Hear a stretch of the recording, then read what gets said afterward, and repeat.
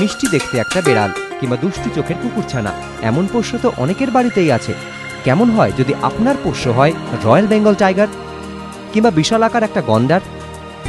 এবার সেই সুযোগই দিচ্ছে আলিপুর চিড়িয়াখানা। রবিবার থেকে শুরু হলো পশু দত্তক দেওয়ার প্রক্রিয়া। প্রথম দিনেই জমা পড়েছে কমপক্ষে 30টি আবেদন। এই আবেদনগুলি খতিয়ে দেখে সিদ্ধান্ত নেবে চিড়িয়াখানা কর্তৃপক্ষ। দত্তক নিতে আগ্রহীদের মধ্যে রয়েছেন তারকারাও। দেবশ্রী রায়ের ইচ্ছা ছিল বাঘ নেওয়ার, নিচ্ছেন হাতি। প্ল্যান করেছিলাম টাইগার, কিন্তু টাইগার সবাই করে ফেলেছে, কিন্তু আমি ইচ্ছে প্রকাশ করেছিলাম যদি হাতি করা যায়। তো একটা হাতি ছিল, তো ওই ডিসিশন নিলাম। কিন্তু পরবর্তীকালে দেখি যদি যে পশুদের কেউ নেয়নি, তাহলে আমরা ওটাও ভেবে দেখব। বনের প্রাণকে পোষ্য বানাতে আগ্রহী পশুপ্রেমীরাও। ভালোবাসি জন্তু জানোয়ার, সেটার জন্য না। এক নজরে দেখে নেওয়া যাক কোন পোষ্যর জন্য কত রেস্ত খরচ করতে হবে আপনাকে। হাতি পুষতে প্রতি বছর আপনাকে দিতে হবে 3 লক্ষ টাকা।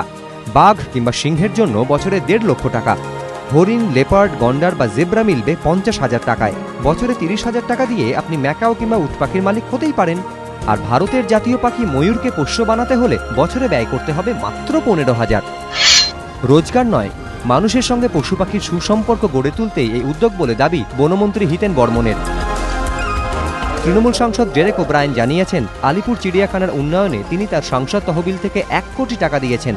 সত্যজিৎ বৈদ্য, এবিপি আনন্দ, কলকাতা।